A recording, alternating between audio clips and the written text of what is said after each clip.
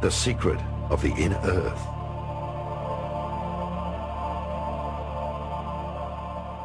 Like the human being, the planet itself also has dimensions. These 7 bodies are 7 main energy gates, also called chakras or sun gates. They are the activation gates. The masters of Lemuria and Atlantis knew about the main geomantic energy vortices. With the help of extraterrestrial technology and levitation, they built large pyramids onto these centers of energy. Therefore, pyramids around the world stand on these gates of energy in order to mark the power centers. They are situated in the jungles of the Amazon, in the highlands of Mexico, on the ocean floors of the Atlantic and the Pacific, under the desert of Taklamakan, in China, and many other places on Earth. Many of these pyramids were built underground and will be discovered in the near future. Pyramids are the mirror of human evolution with the 4 dimensions. God is the 5th dimension and exists beyond the pyramid. This is why the last stone of each 4-faced pyramid is missing. Hence, the stone of completion is the unification of man with the Creator in the 5th dimension. That is the reason why human beings have 5 fingers. They are created for the 5th dimension. The reality of massive engineering tools in Egypt, of course, is something that is not presently known.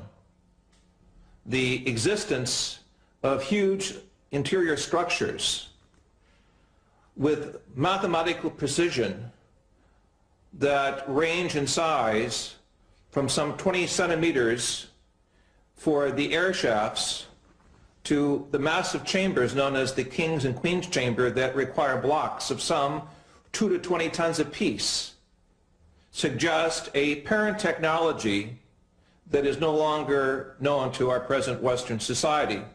When the documentary Mysteries of the Sphinx was being made, the engineers asked themselves, how could these massive blocks be moved into position? It was obvious from special consultants who were moving upwards of 200 tons that there was no present technology that could take these very large, massive blocks from the quarries and move them up some 480 feet above the surface of the earth unless there was a superior parent technology. In talking with specialists in hypersonic vibrations in New York and Chicago, it was suggested that a type of vibratory source, perhaps a quarter of a mile in length, would have to be necessary as some airborne platform that would require the vibratory mechanisms necessary to move these large blocks into place. Certainly our use of certain sound techniques inside the chambers show that the Great Pyramid is a type of vibratory laser, and if it can be activated properly, in my interpretation, could allow us to understand how certain sound structures can move massive blocks of stone. The high priests used the pyramids as initiation temples because the energy inside the pyramids was so powerful that students or neophytes, through meditation, were carried into a different dimension of consciousness. The student, with his physical body and senses, was moved into a higher world. Thus he could perceive the spiritual world. Until this very day, another great secret remains. The pyramids were used as natural doors of dimension gates, as openings and doors leading to the inner earth. As much as there is an outer world, there is, because of polarity, an inner world. In other words, the earth is hollow. As things are on a small scale, so they are on a large scale. Hermes Trismegistos taught that everything in the universe is set up according to the same organizational plan. One could say that the Earth is like a huge atom, hollow inside, with a nucleus at the center which represents the inner sun. Just as we humans do not see the outer curve of the globe, one is not able to perceive the inner curve when entering Hypereia, the legendary lost crystal cities of Agartha.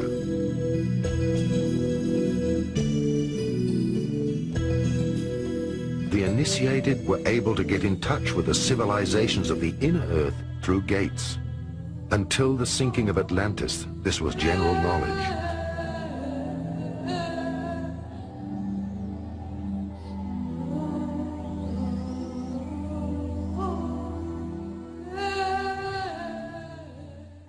Plato in his book, the Timaeus, speaks about an earlier civilization, a race of godlike beings, at least 9,000 years before the time of the peoples of Athens.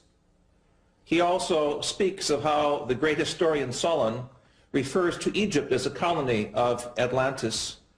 It is clear from evidences we have recently made in Mesoamerica, specifically in Guatemala, with the ancient canal system that we have uncovered through remote sensing radar, that it was there in Central America where north and south tectonic plates meet, where there are great statues called the Atlans, that there was indeed some type of civilization that could be called Atlantean. Clearly the evidence is in Egypt of great structures beneath the sands of Giza, as well as the evidences of great structures beneath Gobi in the Far East, suggest that Atlantean models of higher intelligence were over the earth at a much earlier historic period, suggesting that Atlantis was a type of civilization rather than a specific place of people, technology, worship, and belief. Where is the entrance to the inner earth? My feeling is that these are openings several hundred kilometers wide, not more than that. One on the North Pole, one on the South Pole. They may exist in a different dimension. They may be made visible at will or from time to time depending on certain cosmic and terrestrial conditions. These are more of speculations. However, I know for sure that, for example, polar flights are forbidden to fly straight over the pole. They always deviate away. After a very suspicious crash of a New Zealand airliner, a chartered airliner in late 70s, early 80s, that was supposed to fly over the South Pole looking for the opening of the inner Earth. After Atlantis, only a few nations and river and the Hopi Indians knew of the entrances to huge underground cities.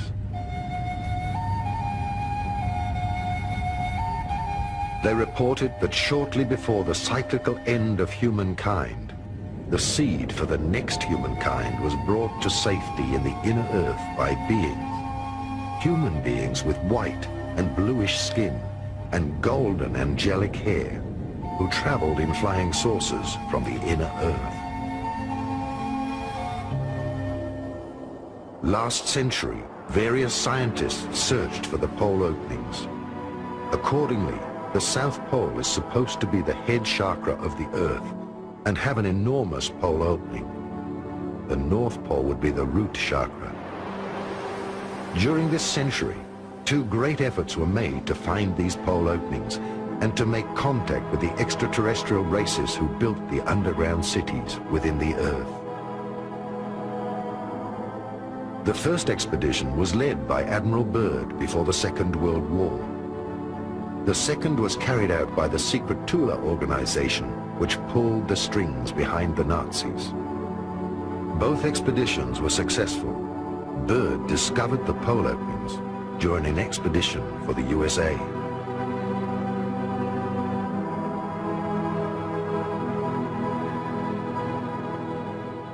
What do we know about Operation High Jump, about Admiral Byrd's expedition in the autumn of 46, the early spring of 47, to the South Pole? This is an expedition that has been almost forgotten, and it's very hard to come up with any information about it. The few articles that were published at that time in let's say, National Geographic magazine, would not give any clue to the real intention of that expedition. However, recently we discovered a unique documentary film in color, 1 hour long, made by the US Navy. It was a massive naval operation that involved an aircraft carrier, several battleships, an armed submarine, and probably another 20 supply and battleships.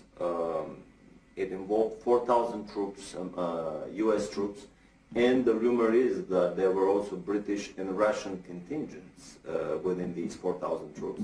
It was a massive naval operation. It was not, as it has been presented to the public, that it was a peaceful expedition to explore the natural resources of the South Pole. They descended to Little America, which is the place of the previous Admiral Byrd landings on the South Pole. And then they started a massive overflight over the whole area of the South Pole, trying to locate the German base that was established there almost 10 years earlier. The Germans started somewhere in 1936-37 seriously exploring the South Pole, and by the time the war ended, the rumor is that they have established a massive underground colony with at least 100,000 scientists, researchers, elite SS troops, children from Hitlerjugend, young boys and girls that were to become the seed of this new and colony that was to be built under the principles of the super race selection. In our research in Africa, the Far East, and in the mountains of South America, we have come across statuary of very grotesque beings who, according to the Indian and shamanistic tradition, went into the earth at a time of a great cataclysm. If we take Atlantis as a model for survival, it is clear in the folklore and literature of the major continents of our planet that some of the races went into the earth. I brought with me from Africa pictures of these grotesque serpent-like beings. Many of them correspond to the extraterrestrial reports and photographs of some of these so-called snake people or serpent people. It is very clear also that there was the survival of the ancestry of the Adamic race referred to in our scriptures, as well as in the teachings of the Hungarian and German people that came out of the Gobi area. It is in this area of Lap Nor that we have recently found evidences of an earlier European type humanity that did survive some type of cataclysm according to the myths of the Far East.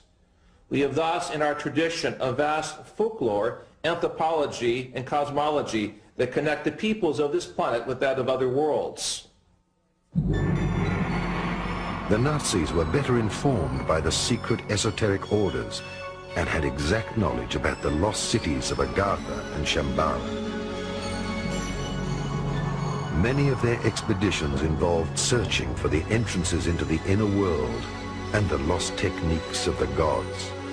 That is, UFOs, the Ark of the Covenant, and much more. Thus, films like Indiana Jones are not mere fiction. German expedition in search of Agartha. Some esoteric correlations of the 19th century and of the Third Reich are hidden nowadays under a veil of the past. Thus, only some isolated relationships can be uncovered. For a while, Dietrich Eckart lived at the foot of the mountain Untersberg and was initiated into the medieval mysteries and into the legends of caves. Adolf Hitler spent many hours with Dietrich Eckart at the Obersalzberg mountain, and both were followers of the hollow earth theory of Hans Erbinger.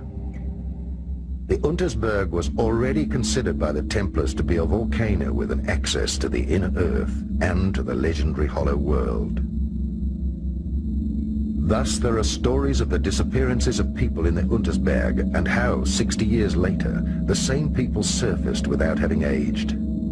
Other German legends deal with the myth of the end of the world, In the legends, King Barbarossa is asleep in the mountain, and after hundreds of years he rises up with his knights for the last battle at the end of time in order to help good triumph. I'm speaking now as a scientist. I do not want to confuse subsurface temples and grottos and structures of civilizations that go down approximately a mile or two from the surface of the earth with the so-called inner earth theory. In my work in Ecuador, Peru, and Bolivia, it is clear that there are vast tunnel systems that go hundreds of kilometers under the mountains, allowing the Indian peoples to connect between national borders. We know also between Mexico and New Mexico in North America that the Indians have a subterranean system of corridors that allow the tribal federations from North America to meet, even privately, without notifying the American or Mexican authorities.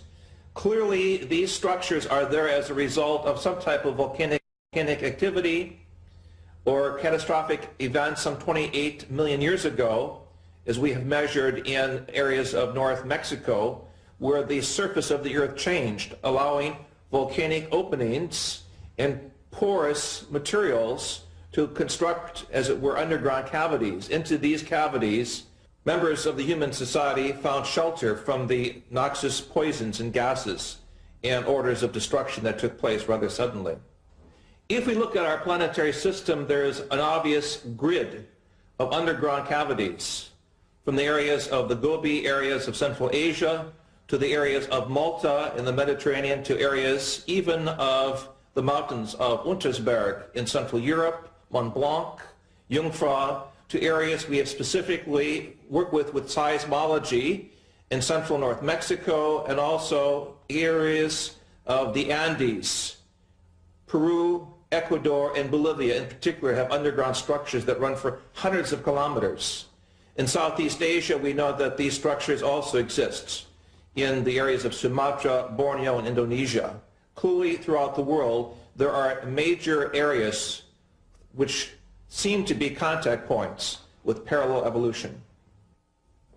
Dietrich Eckart shaped Hitler's thinking more than we can imagine today.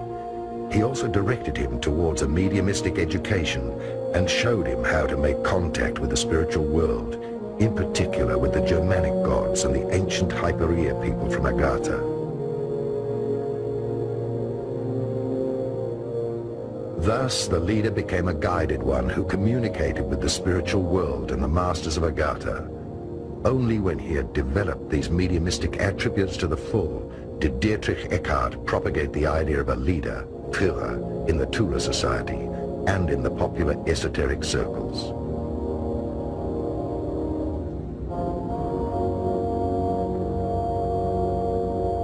Already in the First World War, the German military sent various expeditions, which later were known as German colonies. Some esoteric followers, like General Ludendorff, who had access to the foundations and connections to the secret orders and castles, supported the expeditions and their search for the lost cities and treasures of the old Atlantean high cultures. In the early 20s, in a privately financed expedition, Edmund Kiss explored various regions of South America and discovered a wide-ranging system of caves with an opening to the inner earth. The different esoteric societies with their secret orders, country estates, and later also their castles were the meeting points of the esoteric elite, which saw itself as guided to resurrect the old knowledge of Atlantis and of the Indo-Germanic prophecies.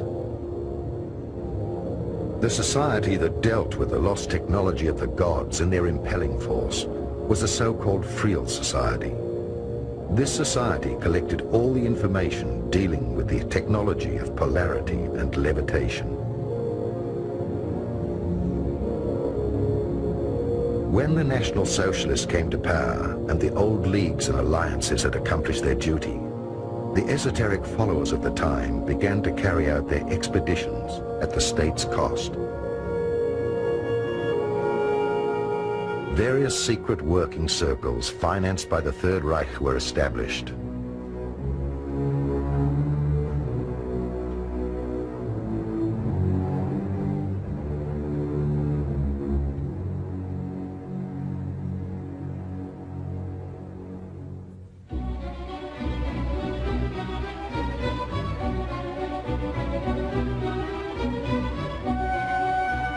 The committee of the group, Heirs of the Ancestors, was concerned with the study of races, and some high esoteric followers were contracted to investigate the past of the Aryan race with ordinary archaeologists and scientists. Many Third Reich expeditions were initiated through the orders and foundations. Edmund Kiss went for the second time to South America with an elite group of scientists and the latest technology in order to find and enter into the inner earth and Agartha. Allegedly, they found a spaceship from Atlantis in one of the bigger caves. The secret society Agartha was founded, whose role it was to further explore the technology, even in the event of a war. In the 80s, was ARD television correspondent Karl Brugger killed because he had published a book which alleged an active role of this same society up to the present day? I had the privilege of knowing Karl Brugger, the author of Die Chronik von Agartha, many years ago in Brazil, where we worked together with the white Indian peoples of the upper Amazon, who spoke a dialogue very much like an ancient Germanic language and who had contact with the Star people. Tragically, Karl Brugger was killed by someone in the Brazilian establishment who felt he had too much information on the Indian civilizations and perhaps knew too much about the genocide against the Indian peoples taking place. I dedicated my book, The Sphinx on Mars, to Karl Brugger, and in this book I show for the first time the historic pictures that NASA has of the pyramid structures on Mars, as well as pictures of the pyramids in Brazil and South American places, suggesting that there was a historic connection between the planetary grid of energy places marked by pyramids and temples and those of other planetary bodies. Karl Brugger was one of the great historians, journalists, and humanists of the 20th century. It is very important for each of us to try to get in contact with his teaching, his legacy, because it forms the connecting link between the Indian peoples, the earlier Atlantean-type peoples, or what is called in Central America the Atlans, the great giants who are blonde, and the European peoples, to show a connecting bridge between civilizations and centuries. The Chronic also refers to the coming of the extraterrestrial peoples, according to the Indians, at the beginning of the 21st century, due to the misuse of science, the destruction of the planetary environment, the imbalance of knowledge, what we call Western civilization, the Untergang des Auslands, will come to a quick change with the appearance of the Star people. And for this reason, we must keep our eyes and ears open to the signs from space of a new communication system, connected also with the teachings of the Indian peoples. The South American Indians of the Andes recognize UFOs as brothers from the sky who have always been there, who are there today. They are not any more unique than an airplane, an airliner flying overhead with passengers aboard. To them, the brothers from the sky have always been there. They do make contact with the Indians, and they do treat people in remote areas where they cannot get to doctors. They heal them, they treat them medically, they interact with the Indians and with primitive people, both in the high plains and in the deep jungles. So when we began asking about these brothers from the sky, we discovered stories about such contacts everywhere. And in the course of one of these stories, we were introduced to an Indian from the upper Amazon. I think his name was Agartha, but I'm not sure at the present time, who offered to take us back into a civilization that he came from that was primarily based on a European culture that was transported there or transposed there sometime about the end of World War II, and they had taken scientists and scientific research underground in an area in the upper Amazon where they had succeeded in developing disc-shaped aerial vehicles that they could use to go all over the world with. The society was, this Indian called the society Agartha. He said that he had guided a German researcher by the name of Brugger, and I think his name was Martin Brugger, B-R-U-G-G-E-R, who was actually taken to the city and was afforded an opportunity to meet with some of the Europeans there. That Indian tribe in that area has many blue-eyed, blonde-haired Indians, and they appear to be descendants of a Germanic a group of people that were taken there sometime in the middle 1940s, and now they have produced children and they are young adults, and a society is flourishing there that is advanced over the contemporary societies around them by substantial degree. We can take you back there. There is a man who lives in that area. His name is A.J. Gaviard, who will be willing to introduce us to either the Indian that guided Martin Brugger or other Indians from the same tribe who may be willing to take us back far enough to meet some of the members of that society. It's operated as a closed society. They do not come out down the river and enter Western civilizations. When they come out in their spacecraft and pick up what they need and take it back into the society, and they live in a closed environment, pretty much protected by the wilderness of the jungle itself. So it's possible to go back and further investigate the evidence of the existence of Akakor at any time. We can produce people who can do this. We can look at Mr. Brugger's evidence that he published, which was the result of his own research. But I personally am convinced that this society exists, that they have circular disc-shaped craft, that they fly and operate them there, and perhaps some of the disc-shaped craft that we are discovering in the reports of the Indian aboriginals of the highlands, the upper plateau there, may be some of the vehicles from Akakor. We also know that many of the vehicles that they describe are not from Akakor, that they come from elsewhere. Some of them are extraplanetary.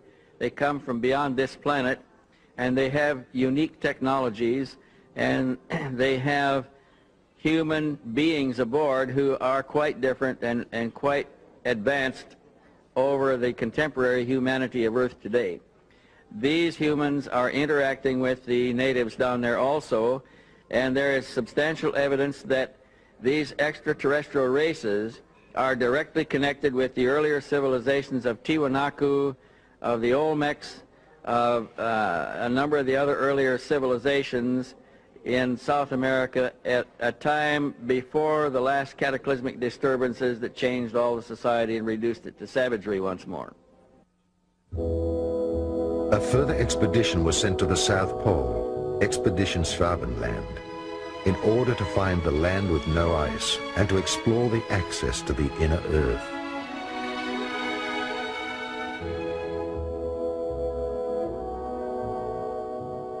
Another expedition was sent to the Icelandic geysers, since there were insider stories about the access to the inner Earth.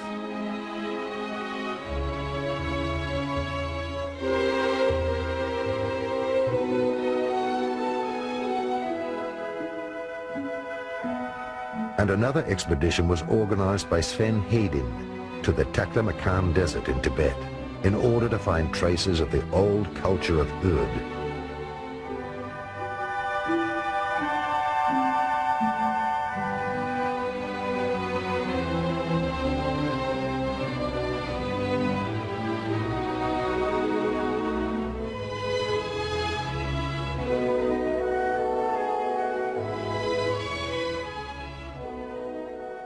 What we call in the Buddhistic esoteric tradition as Shambhala is an actual area in the Taklamakan area of central China next to the Gobi Desert. In 1988, with permission of the Chinese Academy of Science, I conducted research experiments in this area and confirmed with other engineers the existence of a vast underground complex of grottos, ancient structures and buildings. And in these structures we find statues of the avatars or beings later celebrated in Buddhism. as the bodhisattvas, the beings that came from space, and the Vimana and the Tathagata. These are ancient Sanskrit terms for the vehicles of higher intelligence. In my opinion, Shambhala does exist as an underground structured civilization that is now being uncovered in Central Asia. And in this area of the Gobi, I believe we will find the origins of the Garden of Paradise, or the Gan Eden, the Garden of Eden, as it is referred to in our book of Genesis. One less-known expedition was led to a mountain in an African desert, since there were stories by the local tribes that there existed a network of caves out of which flying objects emerged, which had also been cited by the German expeditioners.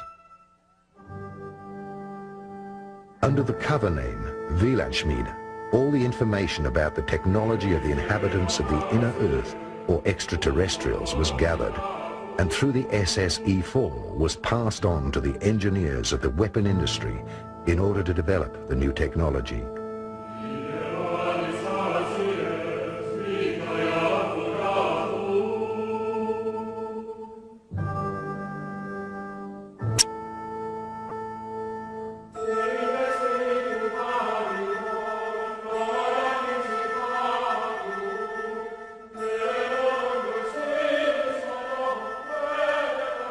The flying saucers from Agartha were the result of this scientific research. The Nazis made contact with the extraterrestrials of the underground city of Antarctica. They received technical support and instruction for building flying saucers with levitation drives, similar to those used on Venus.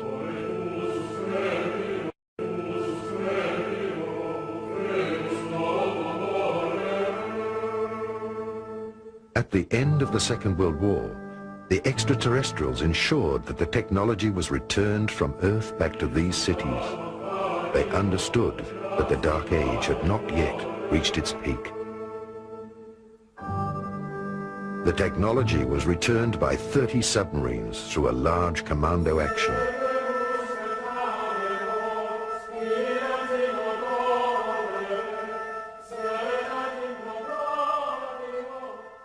Okay, let's pick up the scenario. We were originally talking about the spiriting out of the two spacecraft out of Berlin before the Allies arrived. We said that they were put aboard two submarines. They spent 6 months at sea, and they finally landed in Argentina. Now, from that point, they were taken into Antarctica, into a section of Antarctica called Queen's Maud's Land. And there they disappeared, and they were not heard of for some time. Now, intelligence sources, and of course I was in the intelligence business at that time with the agency, reports indicated that they were in there and they were operative once again. Now, there was a major concern by world powers to go in and capture the technology and the two spacecraft which they knew were in Antarctica.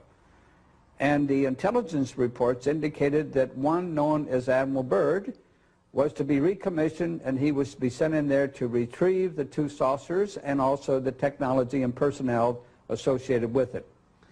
Later reports indicated that Admiral Byrd was given 8 months and unlimited funding to go in and pull this thing successfully off. But we also know that within 8 weeks he was totally defeated. Now, the supposition at that point was that there was an advanced civilization and technology, most probably alien. There were with the Third Reich and the SS who was in Antarctica, and that those great and developed technologies were used to defeat Admiral Byrd.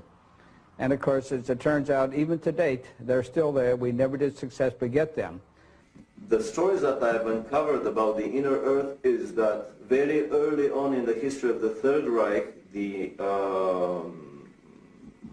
Nazi elite, and especially Hitler, were trying to establish contact with the civilization living in the inner Earth, which was considered an Aryan civilization of a lot more advanced nature than their brothers, lost brothers living on the surface of the planet.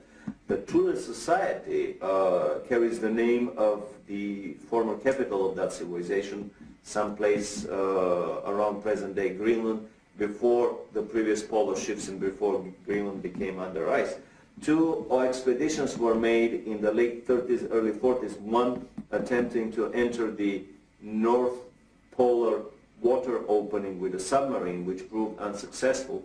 A second attempt was made to enter the land opening on the South Pole with an anti-gravity cigar-shaped device, basically a small prototype probably of the giant Andromeda space station that was developed later on by the SS, and it proved successful. The most interesting story is the one that I heard by an American living in Florida who claims to have spent 2 months in the city of New Berlin. This is a city that was developed into the inner earth, and a part of the Germans from the South Polar colony were admitted by the inner earthlings and were allowed to build that city there. Very strict admission procedures, no previous SS members, no previous concentration camp guards and so on were admitted. The rumor is that the present-day city of New Berlin is about 2 million people of population, that they have built there most of the buildings that Hitler's personal architect, Spee, was planning to build. They're traveling on Icelandic passports. They are basically the new master race that is probably planned by the Illuminati to repopulate the planet. And there is even a rumor that there is a New Berlin embassy in Washington on an unmarked floor of a high-rise building. You probably punch a code on the elevator buttons, and when the elevator stops on that floor and the doors open, you see the sign of New Berlin in the lobby. The kids of the New Berliners study in major institutions around the globe, Harvard, Oxford, Cambridge, Yale, and basically it is not a Nazi colony that is established in the hollow earth as an enemy of the present-day American and English Illuminati secret government. On the contrary, it is just basically the other side of the same coin. Some would even coin the new word, the Illuminati presence on the planet, that basically the World War II Nazis and the present-day Illuminatis in America are nothing more than the two sides of the same Illuminati coin. So basically this is a colony, a presence in the hollow earth that has been established with a shoulder-to-shoulder cooperation of the Russians and Americans, organized, orchestrated, and performed through the quiet cooperation of the Illuminati government. After World War II, a military expedition under Admiral Byrd tried to recover the vanished technology. The extraterrestrials let him enter the inner earth to the Golden City. They delivered a request message for disarmament to the government of the United States.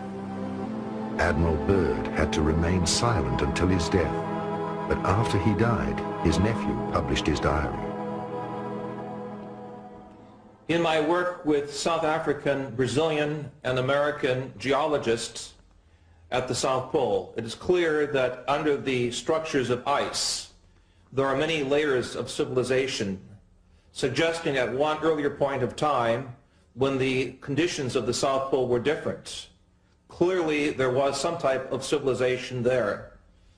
The evidences of huge dinosaur intelligence suggest that this was one of the possible places for the Garden of Eden.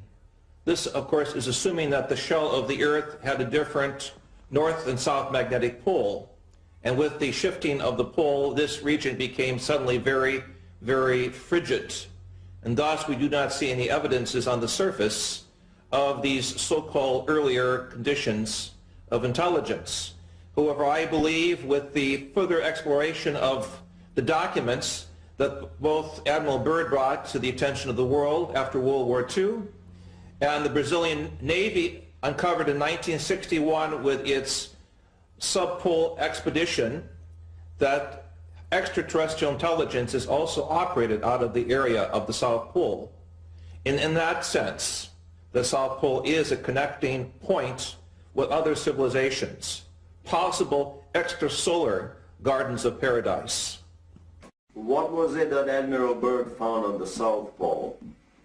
Incredibly enough, in an official American Navy documentary film, we found footage of what Admiral Byrd found on the South Pole. He found giant freshwater, never freezing lakes with areas around them that were free of any snow. And in that film we show footage of the Navy planes landing in these lakes. But even more so, he found, to his amazement, that his planes were disappearing very quickly. A lot of his planes were attacked by anti-gravity devices that were operated by the Germans there, by anti-gravity saucers. A lot of them crashed into invisible barriers and disintegrated in mid-flight. This is an indication that the Germans had already perfected the force field shields, and they were up and operational around the German colony at Neuschwabenland. When he was retreating, basically the whole operation lasted for 1 week. They started at the end of February 47, and by the first week of March they were through with the whole operation, and much earlier than scheduled, and they departed. And in an interview at Buenos Aires on his way back, Admiral Byrd made the incredible statement that the Third World War would probably be with an adversary coming from the polar regions of our planet, an adversary that has the ability to fly unobstructed from pole to pole. He was referring to the Germans at their South Polar colony at Neuschwabenland that were operating their anti-gravity craft with impunity and could fly circles around the globe, and of course would shoot out of the sky any of the attacking American planes. The inner terrestrials surrounded the entrance gates with an electromagnetic protective dome, which no being or weapon can penetrate. After all this happened, it became the greatest secret of mankind. It started ufology as we know it today. Indeed, there is a second humanity, an inner terrestrial race who had already built cities in the inner earth before the sinking of Atlantis. These extra and inner terrestrial races built time gates and anchored these cities on a higher subatomic frequency. After the great purification, these time gates will fall, and at different places there will be once again access to the underground cities.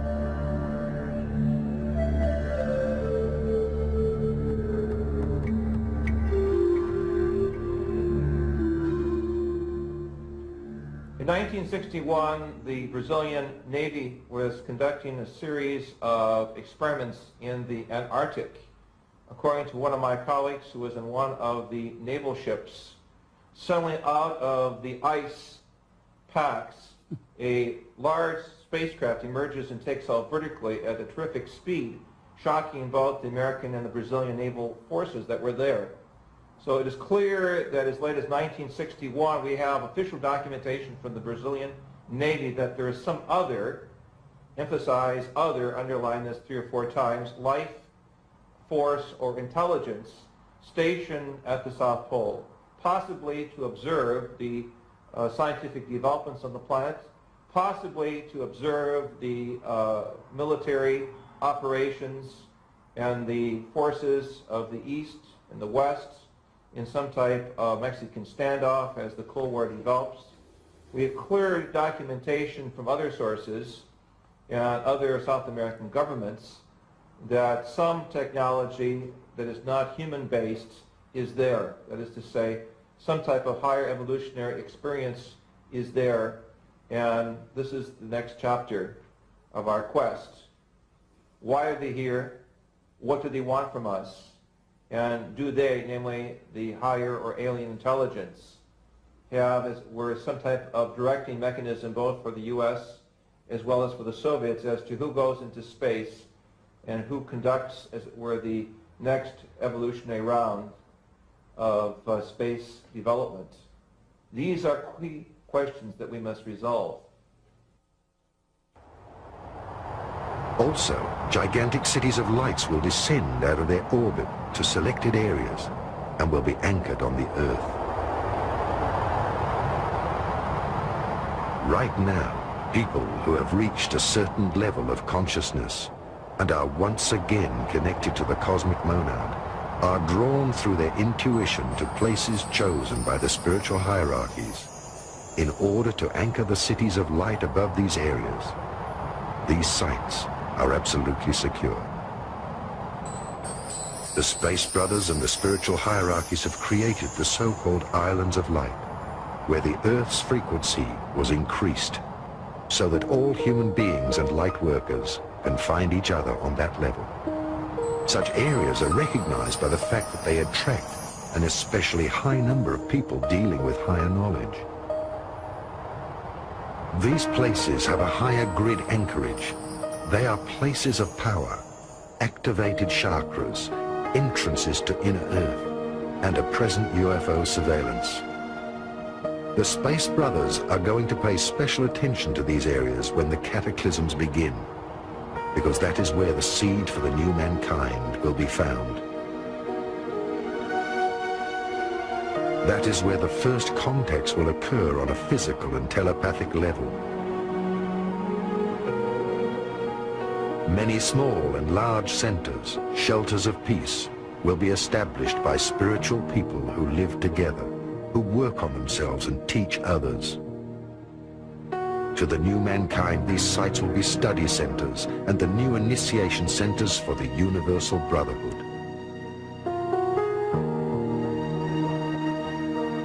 These islands of light are recognized by the fact that they do not belong to a certain denomination or sect, but that they are open to every reality, and that they know that many roads lead home. The highest goal is to increasingly live our lives and love ourselves. This time there will be no arch, because man himself is the arch. Again, as we raise the consciousness and we transform our body from a state of corporeality, which means this type of substance, you see, and as our atoms and as our molecules and as our energies speed up, the DNA system is totally transformed into a higher octave and a higher frequency, so that there is a whole new strain coming in as a result of this. When we're passing through, for instance, the photon belt, there will be no darkness. It's all light. Everything in the body, then, of importance will be etheric in nature as opposed to corporeal or dense or density or whatever you see. Realities that we accept today will be no more. And so as a result of that, the DNA system and everything which constructs humanness will be changed, because we will now reach for a light body and will be of the light as opposed to darkness and corporeality. So any change that's signified today scientifically or biologically and what have you in the DNA is because of this infusion of new consciousness and new light, which of course is coming in at this point in time. Many of us are, many people already are largely light, although they keep the body of corporeality to do what they have to do here on Earth, you see. Many people are already in the fourth dimension. Some are aware and some are not. But that's where we all have to go. And of course, by 2011, as we pointed out, all of us have the option and the privilege, if we choose to do so, of being in the fifth dimension. The photon belt is an intense field of photon radiation, light radiation, which, both according to several modern astronomers, astrologers, as well as Mayan tradition, emanates from the center of our galaxy, bisects the Pleiades star system and our star system at the same time. And the current period, we are moving in and out of this photon belt, spending several months in it every year. That the frequency that we spend in the photon belt is increasing by approximately 2 weeks every year.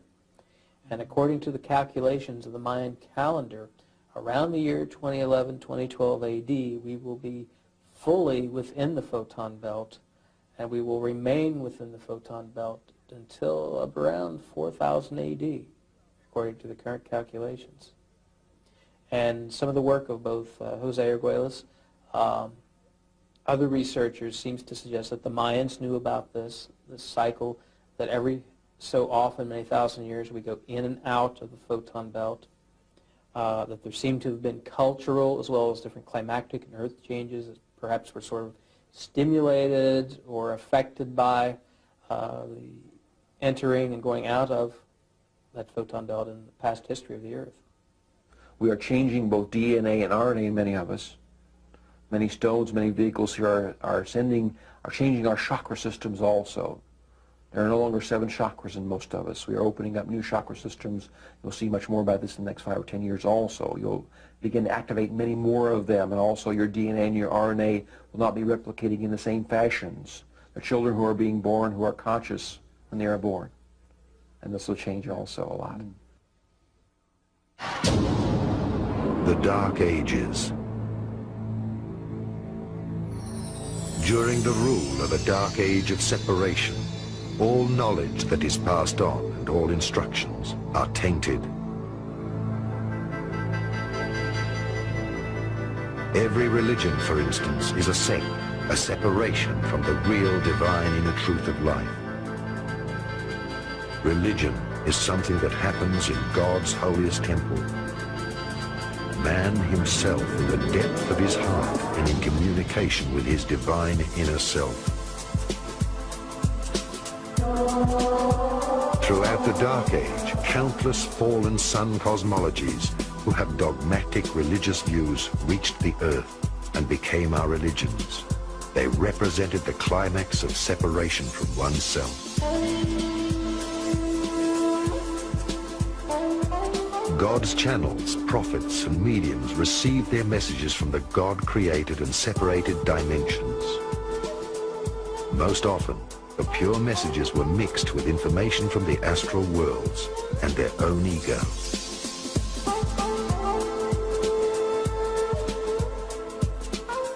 There are as many truths and religions as there are worlds and heavens of polarities and levels of development in the cosmos in their different dimensions. Every social structure which serves the power of the lobbies and the ego instead of mankind is a split, which in the end will restructure itself or crumble. All knowledge without love is a separation from being. Whilst the old program of the Dark Age runs out with the old light workers, the Illuminati, and their plans of a world dictatorship controlling the world of finance, it will disintegrate with the changes on Earth. The new incarnated light workers of the Galactic Confederation are already leading mankind into the new golden age.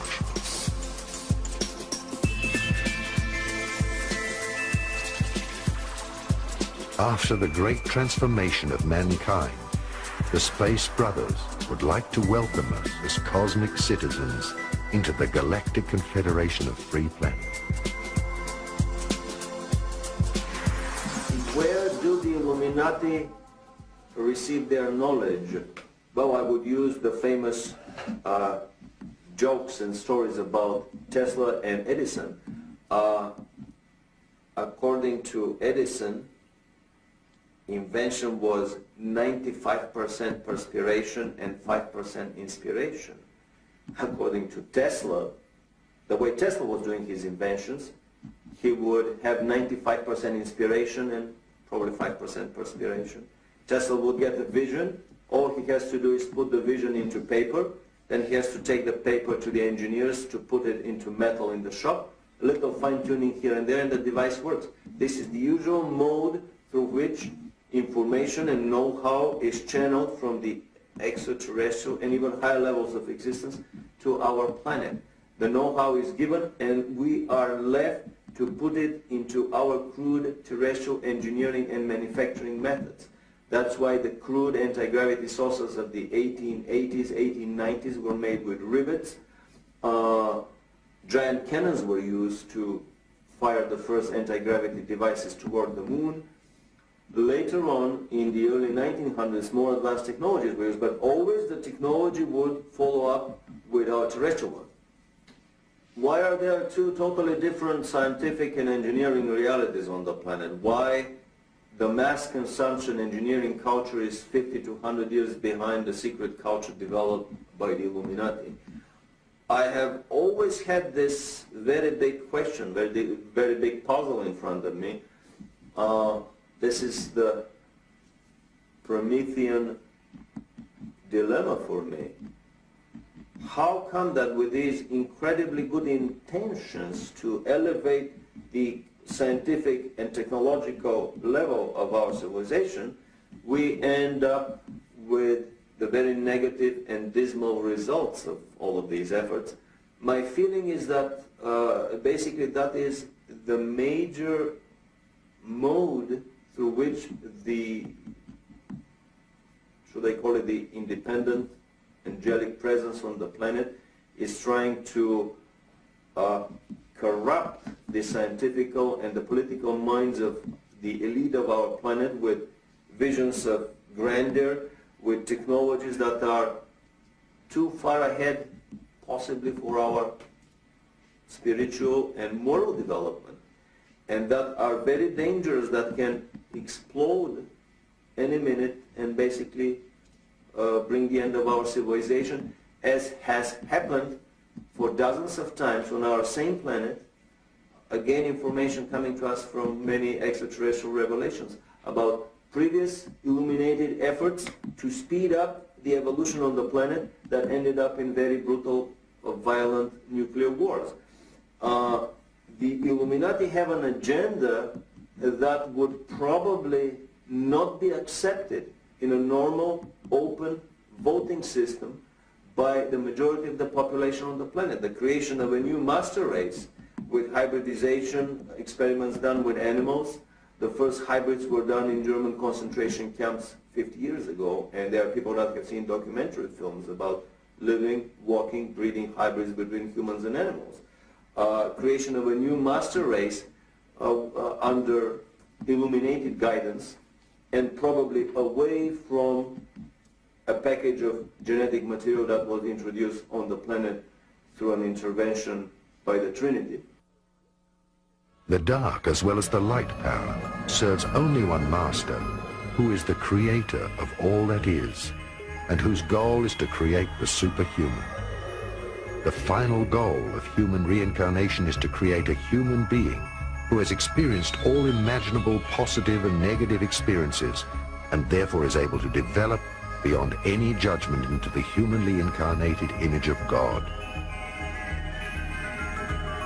A human being who has become God has lived through the completed range of the cosmic keyboard from the lowest to the highest note.